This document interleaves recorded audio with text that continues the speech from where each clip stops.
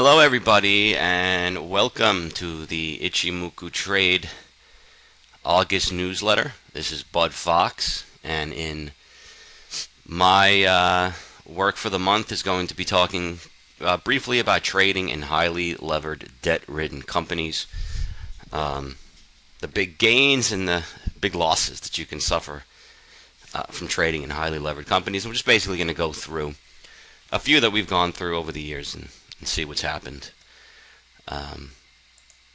First thing, our disclaimer. This is obviously just for educational purposes only. Trading is risky. We do not promote you to engage in any sort of trading any instruments. If you are going to trade any instruments, I would consult a financial professional, perhaps your financial advisor. Again, this is for educational use only. We will be using TradeStation charts. And now we will begin.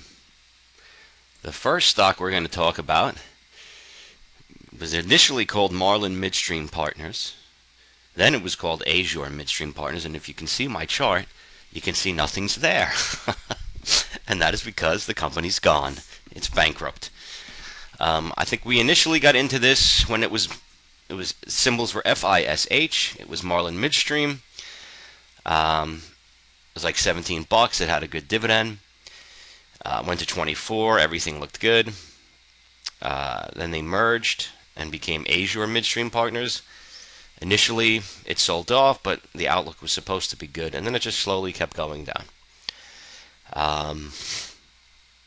Eventually, and this was, I guess, around 2015, we got stopped out of this stock, I believe around 12, and it just kept going and going and going and going. Then we realized, I think the CFO had left, and they had a debt covenant that was due. And I guess no one ever thought that they wouldn't make it. Anyway, the banks actually extended their debt covenant for a year, and they still couldn't even make it. And in the beginning of 2016, I believe they filed for bankruptcy. So I think the stock actually might have a last trade of 3 cents. But I'm pretty sure there was an article in the beginning of June basically declaring that all the units of the company were now into the bankruptcy holder.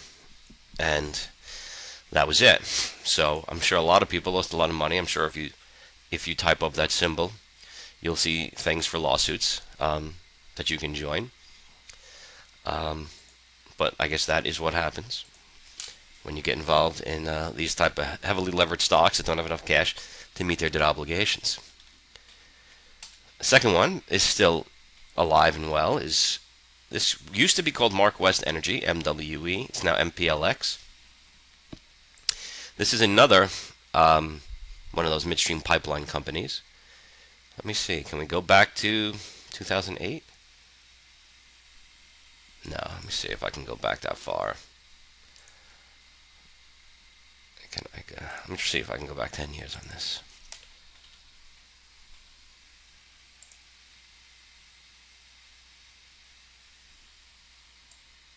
Did it do it? No, I won't even do it. But this stock, again, it's a heavily leveraged stock, and I think it went down to about $5 in 2009 during the the great sell-off. But as you can see now, and even if we look at this stock today, it's got cash and net receivables as of March 31st of about $700 million, and long-term debt is about $6.6 billion. So no, they don't have nearly enough cash to cover any of their debts, but it's a pipeline, and the stock does well still. Up here, I would say this is probably, I can't see it going much higher. Oh, I wouldn't put my money in it much higher than $40. But if you do have the access to be able to go back and look at MWE, this stock was like $80. Like in 2000, like when oil hit 100, 150, the stock was $80, and it went to $5. My next one, this is a gaming stock that is currently a darling. It's called Scientific Gaming. They are another heavily leveraged company. if we look at that.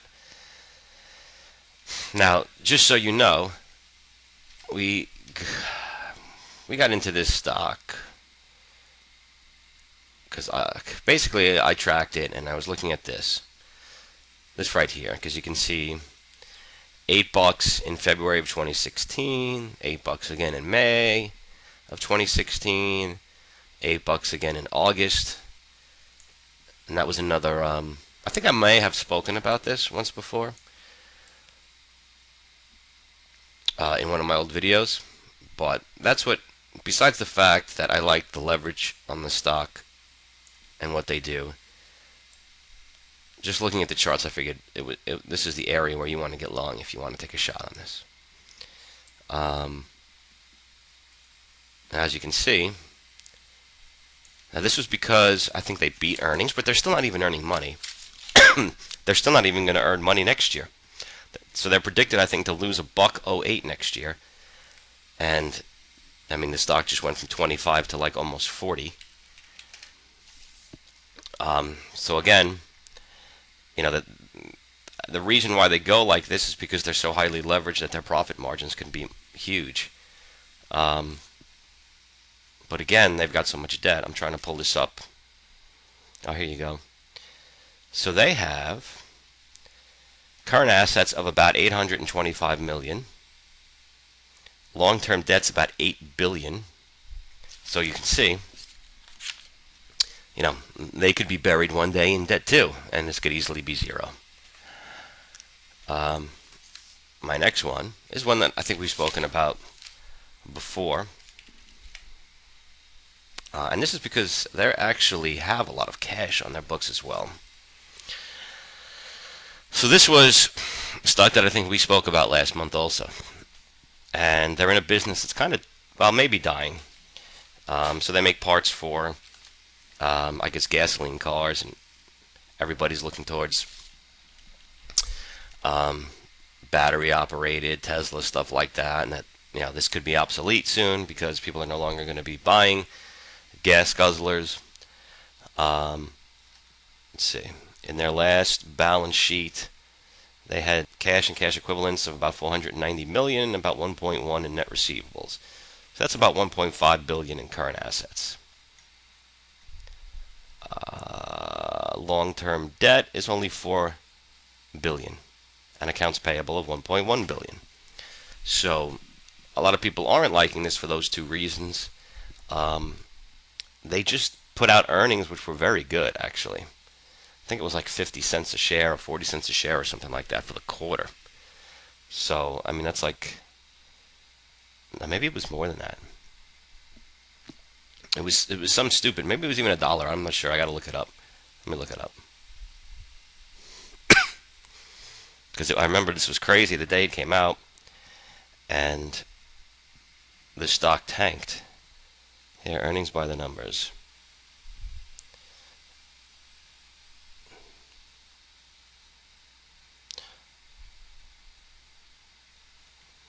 Okay, I'm sorry this is taking so long. Can I look it up on here? No, it's gone already. Well, either way, they came out with earnings, I think this day right here.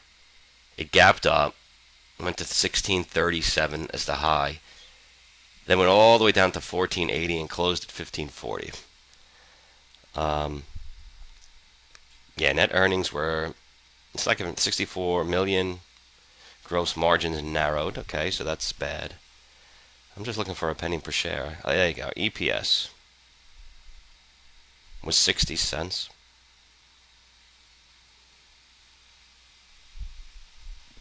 So, but again, the markets don't like it due to the leverage. My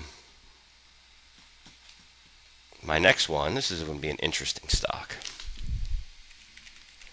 This company does, like, I guess, life insurance policies, annuities, stuff like that. Emerging Capital. This was a New York Stock Exchange company that was also pretty highly leveraged and had debt covenants, but not for a couple of years. If you keep going back to, let's see, when did their problems begin? So this looks like this is the beginning of 2015, and they were doing well, and they were a $7 stock on the New York Stock Exchange. Then I guess their problems started, and they just went down. Let me see. What's my...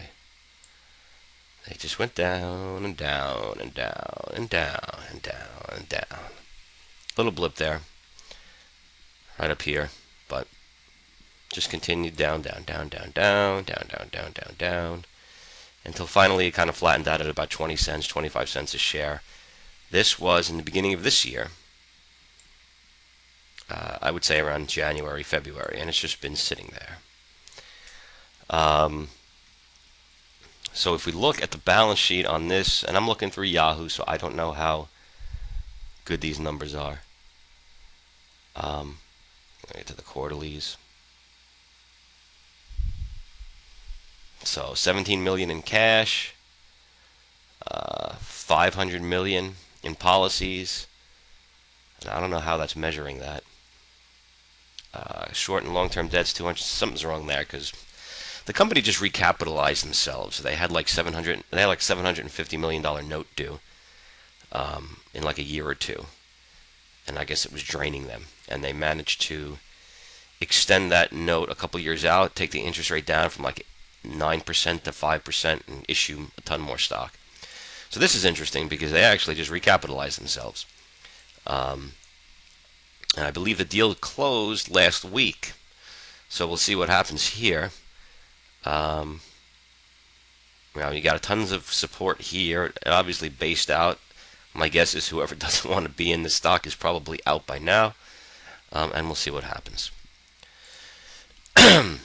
So that pretty much wraps up these risks. We saw stocks that have done very well, stocks that have done very bad, stocks that have gone out of business. Sometimes we don't know why, but I think the key is if you're looking at a stock and you think you like it and it's going down, make sure it's not overly leveraged, because highly leveraged debt companies can go to zero very, very fast. This one, the last one we saw, actually might have saved itself,